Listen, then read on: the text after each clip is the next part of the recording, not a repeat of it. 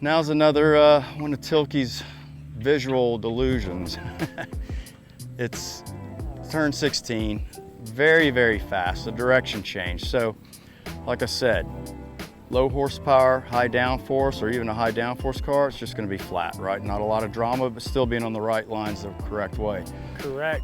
The right line for me, a high horsepower car, low horsepower car, is putting your left front right there on that white line. And if you do that, the car's at a straight angle where you get those hands straight for just that 1 to 2 seconds. Then if you actually look where the track brake is, right past the track brake is right where you start bending it in, where that paint picks back up. I tell you what's difficult about this. Number one, you can't see the entry again, right? It's, there's a curb up here, we can't see it yet. The apex is quite late, and people have the tendency, because of exiting and entering 15, or exiting 14, entering 15 through here, they turn in too early. So all they see is what we're looking at right now, which is the white line to the right. Well, if you turn in there, apex that early, you're in trouble. And that's why it's so crucial. The only thing you can maintain the same is reference points on the track that never move. Signs move, cones move. This asphalt ain't gonna change. Nope.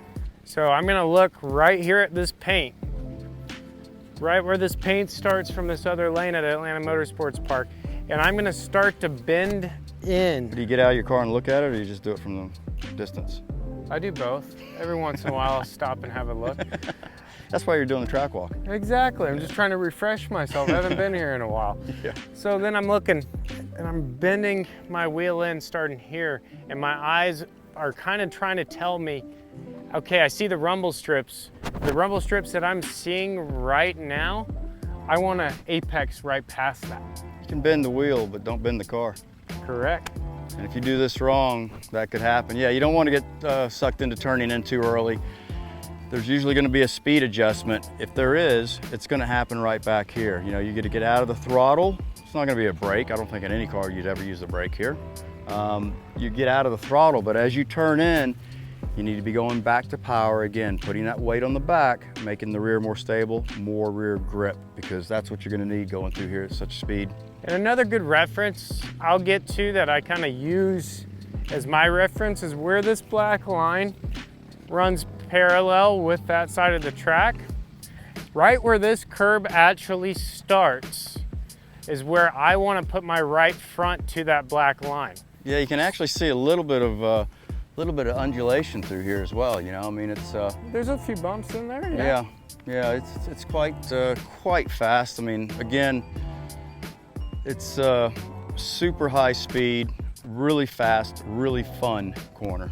And so if I put my right front on this black line right here, exactly parallel with my bending in, I will end up at the right apex.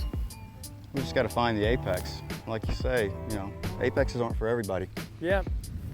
We know you better than anyone knows how to miss one. Yeah, I do. Yeah, I do. That's why I'm doing the track walk, so I'm trying to get all the reference points from you. Ah, well, wow. At least I finally can teach you something. Absolutely. Yeah, of course you can. And we just keep bending it in. We're focused on really making it to this white line here. We don't really want to use any of this curb. It's not bad to hit, but it's just not optimal because it can upset the car a little bit. There's no use for it. There's plenty of track here to go around, guys. So we'll make sure we put our right front on this white line. Then we'll focus once we get to kind of the end of the curb and we start seeing the curb going away from us, slowly unwinding our hands because we don't want to have to track out directly right, Anthony, do we? No, that'd be the short way around and the long way around and the slow way around. So right now, you got a pretty good visual. You can see a little bit better what's going on for the exit. Now you're going on to the front straightaway, which is actually the longest straight piece of track there is, right? Start finish line. We just went through a super high speed carousel type corner, 14, 15, a direction change here in 16. Make sure you don't turn in too early. Get to the apex properly, hold it. Basically, you've made the apex, you've held the apex. Now you can relax the grip on the wheel and the car is gonna track out. Just by relaxing the grip, not unwinding so much, but relaxing, the car's gonna move. Usually a car width over. Yeah, it's just basically relaxing that and then not thinking so much about the input of going right as necessarily tracking out.